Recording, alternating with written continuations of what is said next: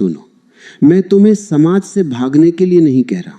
मैं तुम्हें लोगों से दूर होने या उनसे नफरत करने की बात भी नहीं कर रहा। मैं सिर्फ इतना कह रहा हूं कि तुम अपने पास लौटो, क्योंकि जो व्यक्ति हर समय दूसरों के बीच खोया रहता है वो धीरे धीरे खुद से दूर हो जाता है, और जो अपने आप से दूर हो गया वो चाहे कितनी भी कोशिश कर ले जीवन में आगे नहीं बढ़ सकता।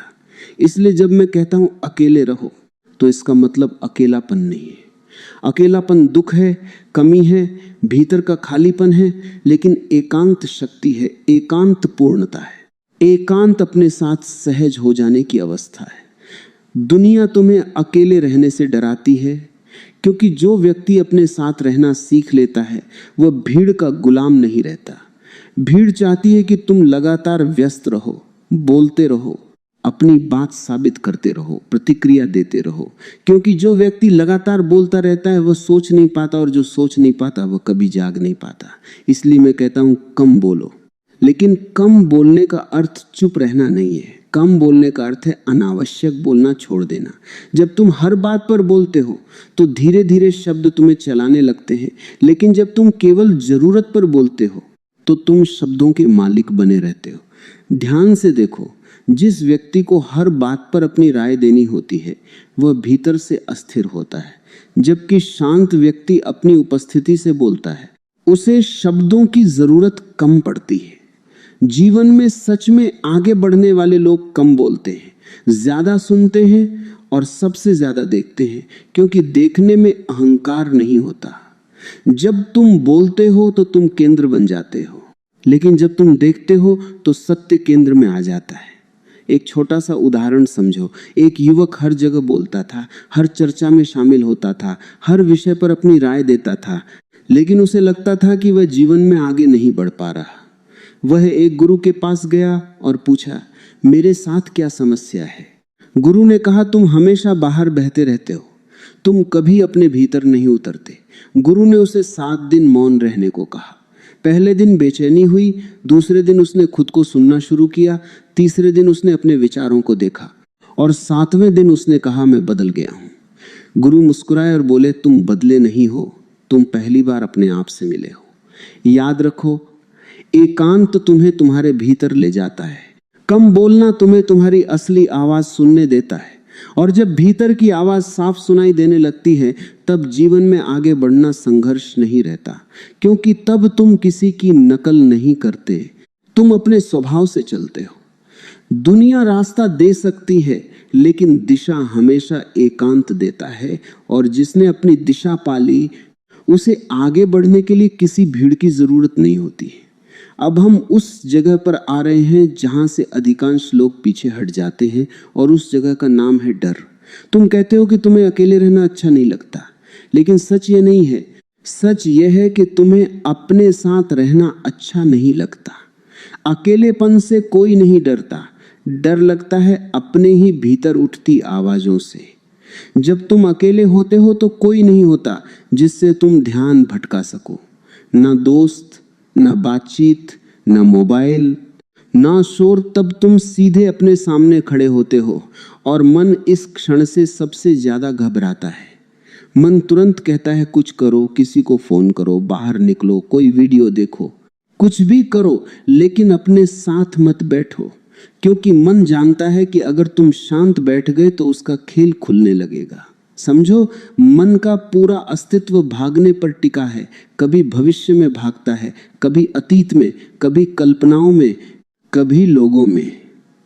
अकेलापन मन के लिए खतरा है, क्योंकि अकेलेपन में उसे कोई सहारा नहीं मिलता। इसीलिए मन तुम्हें डराता है, तुम उदास हो जाओगे, तुम पीछे रह जाओगे, तुम कमजोर हो जाओगे।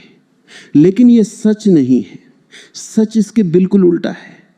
मैंने हजारों लोगों को देखा है जो अकेले नहीं रह सकते, वे भीतर से कमजोर होते हैं, खाली होते हैं, जबकि जो अकेले रहना सीख लेते हैं उनके भीतर धीरे धीरे एक स्थिर शक्ति जागने लगती है।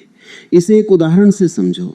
एक छोटा बच्चा पहली बार अकेले कमरे में सोया, वह डर गया और रोने लगा। माँ ने लाइट जलाई और कहा, देखो कुछ नहीं है, लेकिन डर कम नहीं हुआ। फिर माँ ने कहा, मैं बाहर हूं, यही हूं, और तुरंत बच्चा शांत हो गया। समझे, डर अंधेरे से नहीं था, डर अकेले होने से भी नहीं था, डर था साथ ना होने का। अब तुम बड़े होकर भी वही कर रहे हो। तुम्हें हमेशा कोई चाहिए, कोई आवाज, कोई स्क्रीन, कोई व्यस्तता। लेकिन जब तक तुम खुद अपने लिए साथ नहीं बनते तब तक डर खत्म नहीं होगा। अकेले रहना कोई तकनीक नहीं है, यह स्वीकार है। शुरुआत में बेचैनी होगी, शरीर हिलेगा, मन भागेगा, विचार तेज होंगे, लेकिन अगर तुम भागे बिना थोड़ी देर टिक गए तो एक अद्भुत परिवर्तन शुरू होगा। अकेलापन धीरे धीरे एकांत में बदल जाएगा और एकांत सबसे बड़ा शिक्षक है। एकांत में तुम देखोगे कि विचार आते हैं और चले जाते हैं, भावनाएं उठती हैं और शांत हो जाती हैं, और तब पहली बार तुम्हें अनुभव होगा कि तुम विचार नहीं हो, तुम भावनाएं नहीं हो, तुम उनके देखने वाले हो। यही तुम्हारे केंद्र की पहली झलक है। याद रखो, डर हमेशा सीमा पर खड़ा होता है। सीमा पर दो ही रास्ते होते हैं, या तो तुम पीछे लौट जाओ या एक कदम आगे बढ़कर उड़ जाओ। जो लोग लौट जाते हैं वे फिर भीड़ में खो जाते हैं, लेकिन जो थोड़ी देर रुक जाते हैं वही अपने आप को पा लेते हैं। अब एक और गहरी बात समझो, जीवन में आगे बढ़ने वाले लोग शब्दों से नहीं, मौन से ये चलते हैं। लोग सोचते हैं ज्यादा बोलना ज्ञान का संकेत है, लेकिन अक्सर ज्यादा बोलना असुरक्षा का संकेत होता है। जब भीतर बेचैनी होती है तो शब्द बाहर बहते हैं। शांत व्यक्ति बोलने से पहले ठहरता है, लेकिन अशांत व्यक्ति बोलकर ठहरना चाहता है। लोग ज्यादा इसलिए बोलते हैं क्योंकि वे सुने जाना चाहते हैं, खुद को साबित करना चाहते हैं, अपने अस्तित्व को दिखाना चाहते हैं। लेकिन जो खुद को जान लेता है उसे साबित करने की जरूरत नहीं रहती। एक और बात समझो, शब्द ऊर्जा लेते हैं। हर बार जब तुम बिना जरूरत बोलते हो तुम्हारी ऊर्जा बाहर बह जाती है। यही कारण है कि बहुत लोग बिना कुछ खास किए भी शाम तक थक जाते हैं।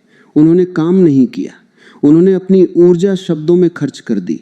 मौन का अर्थ बोलना बंद करना नहीं है, मौन का अर्थ है अनावश्यक बोलना खत्म हो जाना। जब बोलो तो साफ बोलो, कम बोलो, सच्चा बोलो। ऐसे शब्द शोर नहीं बनते, वे प्रभाव बनते हैं। यही कारण है कि महान लोग कम बोले लेकिन उनके शब्द भारी थे, क्योंकि वे शब्द नहीं थे, अनुभव थे। कम बोलने से तीन चीजें घटती हैं। पहली, तुम ज्यादा सुनने लगते हो, और सुनना बुद्धिमत्ता की शुरुआत है। दूसरी, तुम अपने मन को साफ देख पाते हो, क्योंकि बोलना कम होने पर मन सामने आता है। तीसरी, तुम्हारी उपस्थिति गहरी हो जाती है। लोग महसूस करते हैं कि तुम शब्दों से नहीं, स्थिरता से बोल रहे हो। लेकिन एक बात याद रखना, कम बोलना दमन नहीं होना चाहिए। अगर भीतर गुस्सा है और बाहर चुप हो तो यह मौन नहीं है, यह दबाव है। सच्चा मौन तब आता है जब भीतर सब देखा जा चुका हो। इसलिए पहले देखो फिर बोलो। देखना ही मौन को जन्म देता है, और मौन ही तुम्हें तुम्हारी वास्तविक शक्ति से जोड़ता है। अब मैं तुम्हें उस स्रोत की ओर ले जाना चाहता हूं जहां से जीवन की वास्तविक ऊर्जा पैदा होती है। क्योंकि बहुत लोग समझते हैं कि ऊर्जा भोजन से आती है, आराम से आती है, या लोगों के बीच रहने से आती है, लेकिन यह आधा सच है। असली ऊर्जा आती है अपने साथ होने से। जब तुम लगातार लोगों के बीच रहते हो, लगातार प्रतिक्रिया करते हो, लगातार बातचीत करते हो, तो तुम्हारी ऊर्जा धीरे धीरे बाहर बहती रहती है। तुम ध्यान नहीं देते, लेकिन हर बातचीत, हर प्रतिक्रिया, हर अनावश्यक शब्द तुम्हारी शक्ति का थोड़ा हिस्सा ले जाता है। यही कारण है कि बहुत लोग कहते हैं, मैंने कुछ खास किया नहीं फिर भी थक गया। उन्होंने काम से नहीं, बिखराव से खुद को थकाया है। अब समझो एकांत क्या करता है। एकांत ऊर्जा को वापस बुलाता है। जब तुम अकेले बैठते हो, कुछ नहीं करते, कुछ नहीं बोलते, तो धीरे धीरे तुम्हारी बिखरी हुई ऊर्जा वापस लौटने लगती है। शुरुआत में ये अजीब लगता है, क्योंकि जब ऊर्जा वापस आती है तो दबे हुए विचार, पुराने भाव, अधूरे अनुभव ऊपर आने लगते हैं। मन तुरंत कहता है, यह अच्छा नहीं लग रहा, कुछ करो, ध्यान हटाओ, किसी से बात करो। यही अधिकतर लोग भाग जाते हैं। लेकिन यदि तुम थोड़ी देर ठहर सको तो वही बेचैनी धीरे धीरे शक्ति में बदल जाती है। इसे एक उदाहरण से समझो। एक धनुष अगर हमेशा तना रहे तो एक दिन टूट जाएगा, लेकिन जब उसे कुछ समय के लिए ढीला छोड़ा जाता है तब वह और अधिक ताकत से तीर छोड़ता है। एकांत वही ढील है, वही विश्राम है।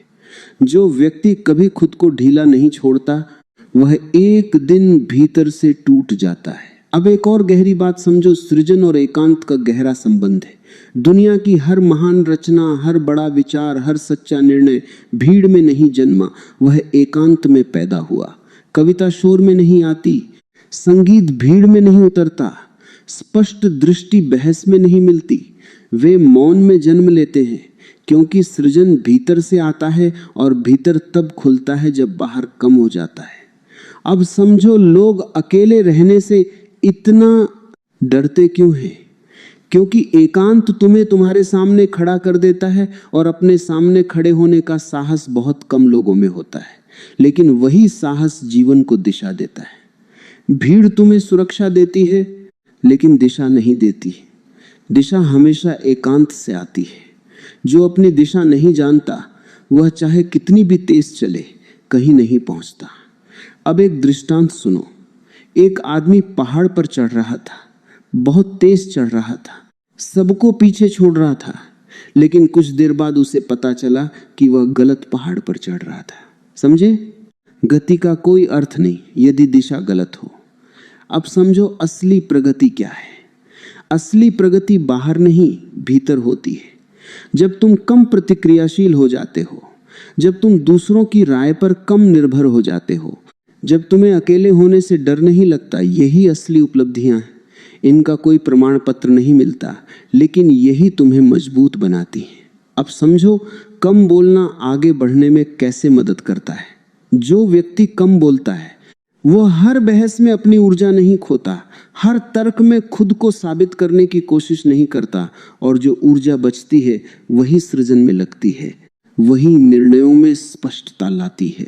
अब समझो, अकेले रहना आगे बढ़ने में कैसे मदद करता है।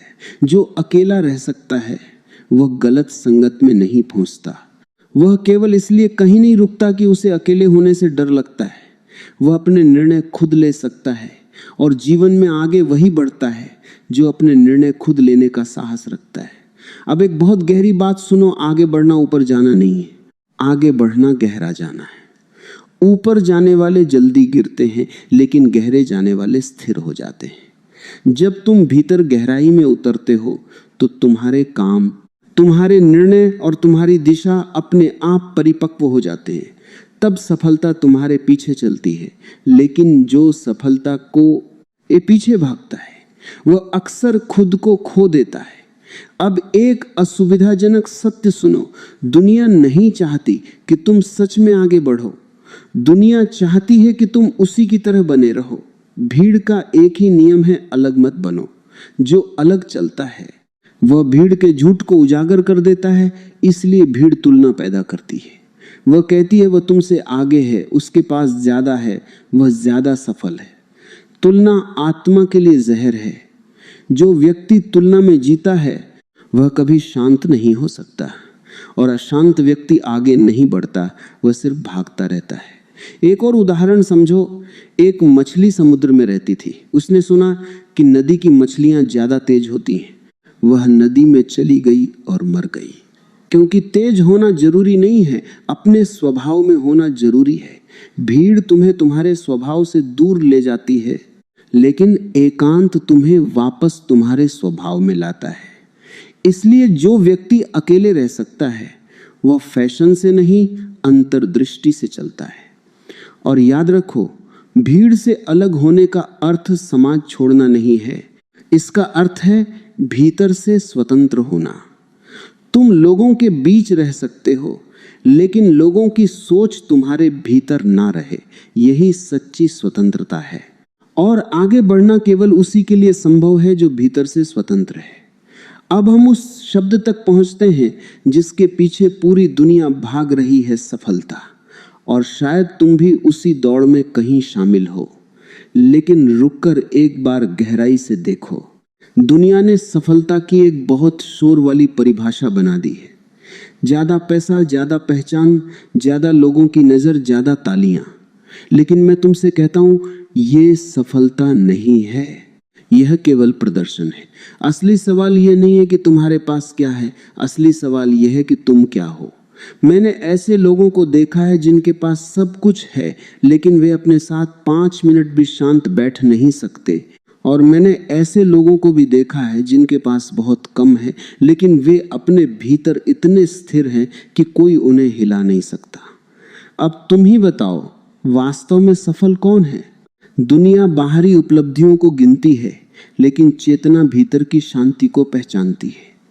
एक छोटा सा उदाहरण समझो। एक व्यक्ति बहुत ऊंचे पद पर पहुंच गया, लोग उसे सफल कहने लगे, लेकिन एक रात वह अकेला बैठा और रो पड़ा। उसने कहा, मैं सब कुछ बन गया सिवाय अपने। यही सबसे बड़ी त्रासदी है। लोग सफलता तक पहुंचते पहुंचते खुद को खो देते हैं। वे वह बनते जाते हैं जो दुनिया चाहती है, और धीरे धीरे वह मिट जाता है जो वे वास्तव में है। इसलिए मैं कहता हूं, कम बोलो ताकि तुम दूसरों की अपेक्षाओं में खो ना जाओ।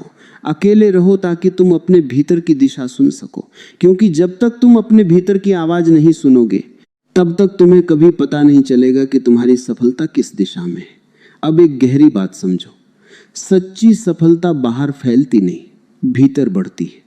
अगर तुम्हारे भीतर शांति बढ़ रही है, स्वतंत्रता बढ़ रही है, स्पष्टता बढ़ रही है, तो समझ लो तुम आगे बढ़ रहे हो। चाहे दुनिया तुम्हें सफल माने या नहीं, लेकिन अगर बाहर सब मिल रहा है और भीतर बेचैनी बढ़ रही है, तो समझ लो तुम गलत दिशा में जा रहे हो, चाहे दुनिया तुम्हारी प्रशंसा क्यों न करे। अब समझो कम बोलना यहाँ क्यों जरूरी है। जो व्यक्ति लगातार बोलता है वह अक्सर अपने भीतर की असुरक्षा को छिपा रहा होता है। जो शांत होता है उसे दिखाने की जरूरत नहीं होती। इसीलिए शांत लोग दुनिया की नजर में साधारण दिख सकते हैं, लेकिन जीवन की नजर में वे बहुत आगे होते हैं। अब एक और बड़ा भ्रम तोड़ो, व्यस्तता।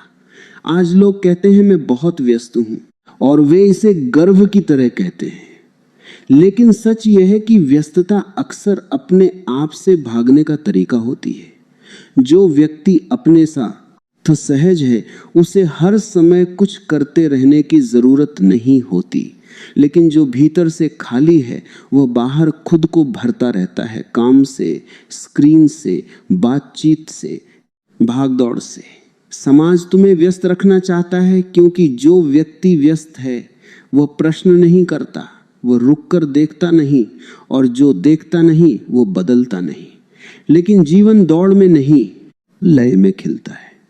धीमे होने का अर्थ आलसी होना नहीं है, धीमे होने का अर्थ है जागरूक होना। तेज व्यक्ति बहुत कुछ करता है लेकिन समझता कम है। जागरूक व्यक्ति कम करता है लेकिन गहराई से करता है। इसे एक उदाहरण से समझो।